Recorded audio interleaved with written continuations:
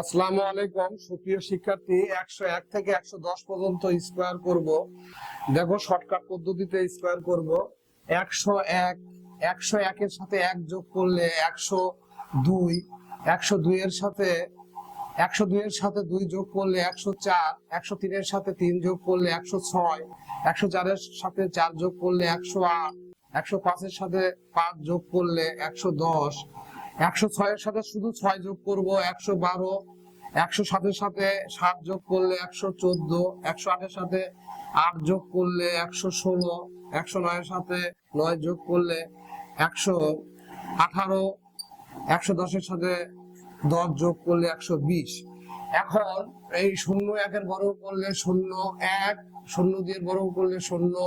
4, 0 3 এর বর্গ করলে 0 9, 4 এর বর্গ করলে 16, 5 এর বর্গ করলে 25, 6 এর বর্গ করলে 36, 7 এর বর্গ করলে 49, 8 এর বর্গ করলে 64, 9 এর বর্গ করলে 81 আর 10 এর বর্গ করলে 100।